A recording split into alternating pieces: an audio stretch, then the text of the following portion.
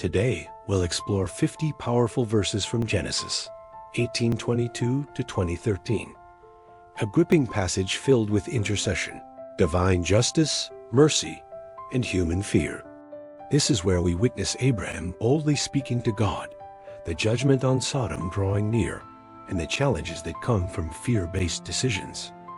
Have you ever prayed hard for someone, or found yourself in a situation where fear pushed you away from faith? This portion of Scripture brings clarity, conviction, and comfort. Now let's read together from the King James Version, KJV. Genesis 18:22 to 20:13, KJV. And the men turned their faces from thence, and went toward Sodom. But Abraham stood yet before the Lord. And Abraham drew near, and said, Wilt thou also destroy the righteous with the wicked? Peradventure there be 50 righteous within the city. Wilt thou also destroy, and not spare the place for the 50 righteous that are therein? That be far from thee to do after this manner, to slay the righteous with the wicked, and that the righteous should be as the wicked, that be far from thee. Shall not the judge of all the earth do right? And the Lord said, If I find in Sodom 50 righteous within the city, then I will spare all the place for their sakes. And Abraham answered and said, Behold now, I have taken upon me to speak unto the Lord, which am but dust and ashes. Peradventure there shall lack 5 of the 50 righteous. Wilt thou destroy all the city for lack of 5? And he said, If I find there 45, I will not destroy it. And he spake unto him yet again, and said, Peradventure there shall be 40 found there. And he said, I will not do it for 40's sake. And he said unto him, Oh, let not the Lord be angry, and I will speak. Peradventure there shall 30 be found there. And he said, I will not do it, if I find 30 there.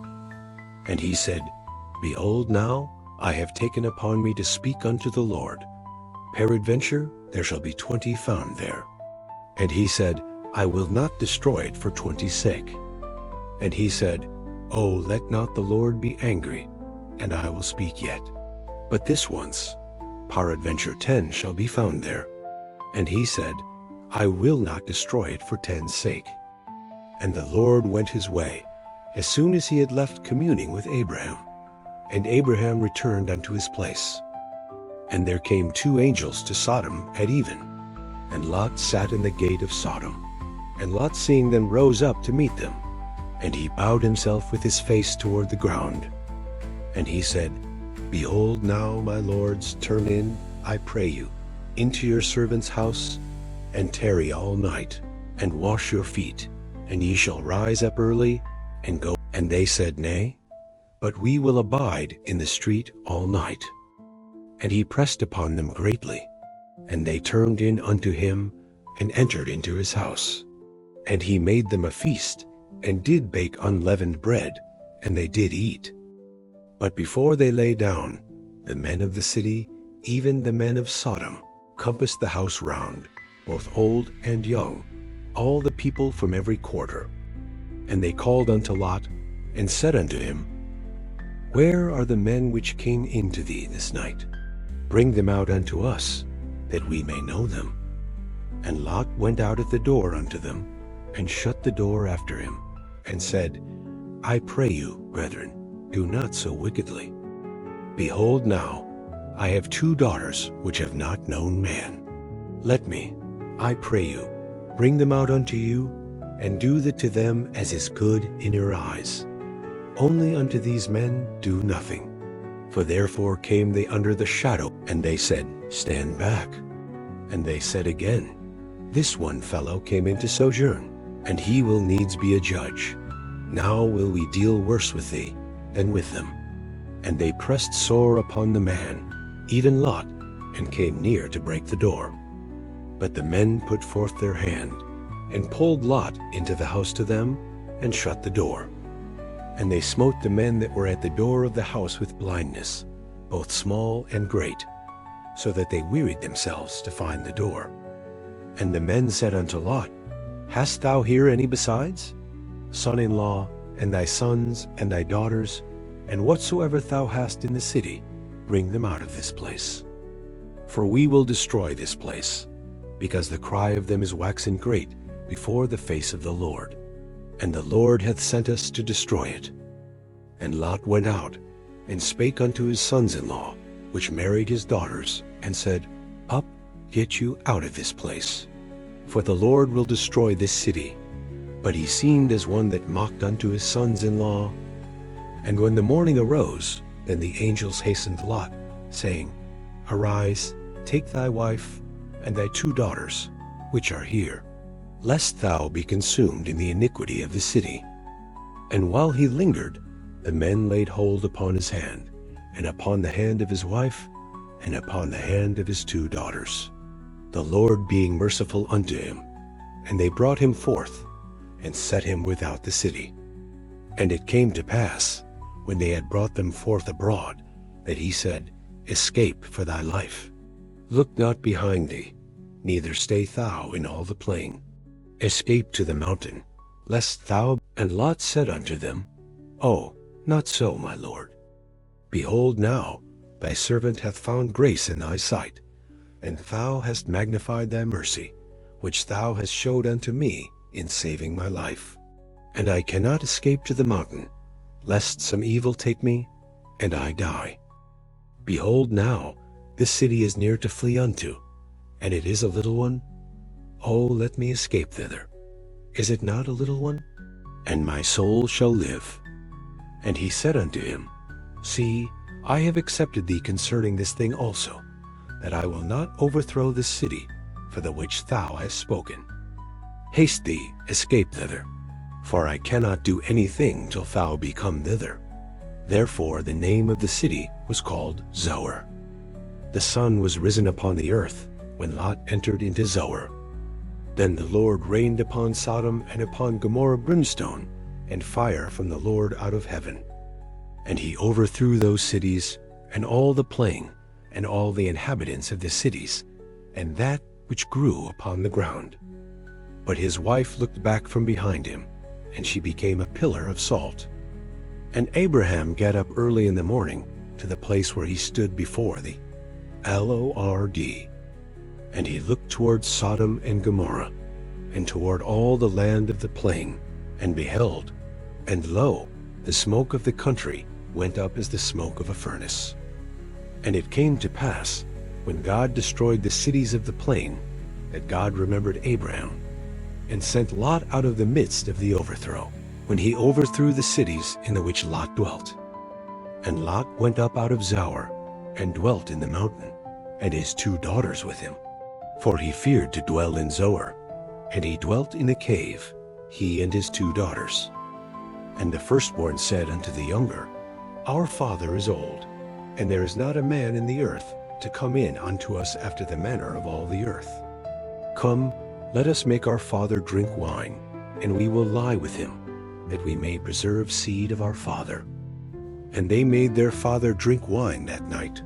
And the firstborn went in, and lay with her father. And he perceived not when she lay down, nor when she arose.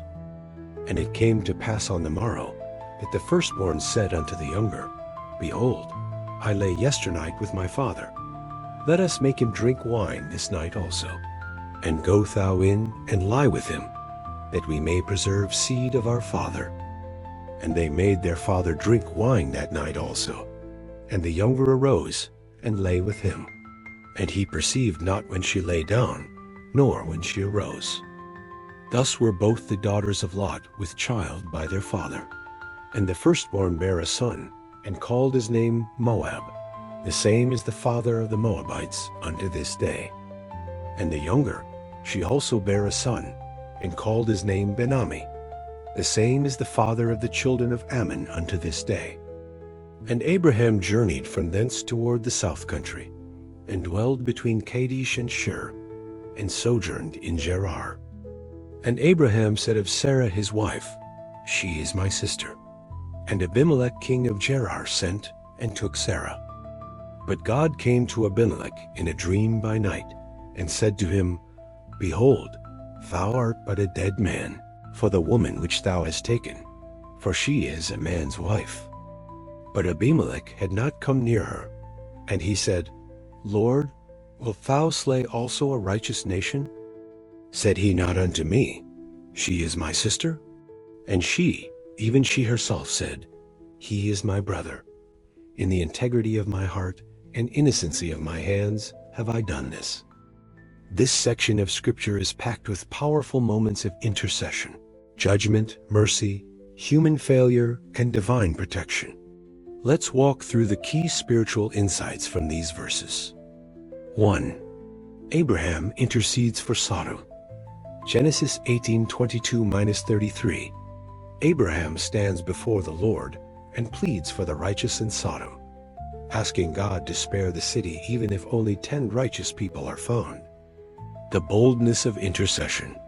Abraham approaches God with reverence and persistence, lowering the number again and again 50, 45, 40, 30, 20, and finally 10. God's patience and justice.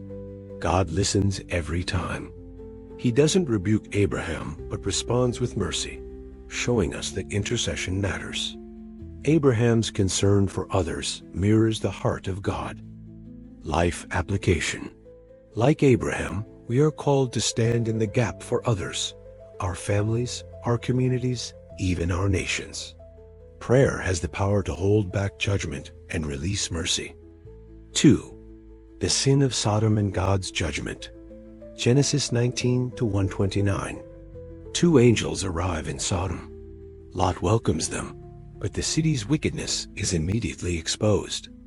The men of Sodom surround Lot's house, demanding to abuse the guests. God's judgment is no longer avoidable. Lot's position and compromise. Lot was sitting at the city gate, a position of influence. Yet Sodom's sin had clearly affected his household.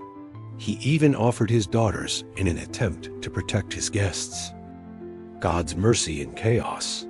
Despite Lot's failure, God sends angels to rescue him, grabs his hand when he hesitates, and physically pulls him out of danger. That's mercy in motion. Lot's wife looks back. Though warned not to, she turns back and becomes a pillar of salt. It symbolizes what happens when we try to move forward with our hearts still stuck in the past. Life application. Sin has consequences, but even in judgment, God offers rescue to those willing to follow him. Don't hesitate. Don't look back. When God calls you out, keep going forward in faith. 3. The aftermath. Lot's daughters. Genesis 19:30-38. Lot's daughters, thinking the world has ended, commit a desperate and sinful act, getting their father drunk and sleeping with him to continue their family line. A legacy of compromise. Lot's choices living in Sodom, offering his daughters, lingering when warned, culminate in generational brokenness. 2 nations born from this sin. Moab and Ammon, sons of Lot through his daughters, become historical enemies of Israel. Sin doesn't just damage the present, it echoes through generations. Life application. One poor decision can spiral into generations of pain, but God can still work through brokenness. His grace is bigger than any family history. 4. Abraham's fear returns. Genesis 20:1-13. Despite all of God's promises, Abraham repeats an old mistake. He lies again and says Sarah is his sister. This time, it puts Sarah in danger with King Abimelech. Why this matters? Abraham had already seen God's faithfulness. But fear creeps in again, showing us that even spiritual giants stumble. God protects Sarah. God speaks directly to Abimelech in a dream, warning him. Even when Abraham failed, God intervened to protect his promise. Life insight. We may repeat old mistakes, but God is still faithful to protect his plan for us. His grace doesn't give up when we do. Summarizing today's lessons. Prayer changes things. Like Abraham, our intercession can release mercy over judgment. Don't delay obedience. When God says go, go. Lingering puts us in danger. Let go of the past. Lot's wife looked back and lost everything. When God calls you forward, don't turn around. Even the faithful can fall, but God's protection doesn't depend on our perfection. Generational impact is real. Our choices ripple into the future, good or bad. This chapter is a clear call to trust, obey, and pray, because God listens, God rescues, and God protects those who are His. What a powerful passage we've explored today, one filled with prayer, judgment, mercy, and God's unwavering protection. From Abraham's bold intercession to Lot's rescue, and even Abraham's repeated failure, this scripture shows us one thing clearly. God is merciful, patient, and deeply involved in our lives, even when we don't get it right. If this message stirred your heart, we warmly invite you to subscribe to our YouTube channel. Here you'll find more deep Bible studies, encouragement for your faith, and prayers to help you draw closer to God every day. Tap the notification bell so you won't miss what's coming next.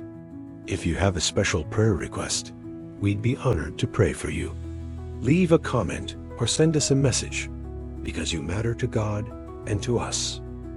All Bible verses used in this video are quoted from the King James Version, KJV, which is in the public domain and freely available for use. Our commentary, explanations, and additional content provided are original and intended for educational, inspirational, and devotional purposes. Please note, all interpretations, explanations, and commentary reflect exclusively our channel's perspective. God's justice is real, but so is His mercy. Never stop praying, never stop trusting.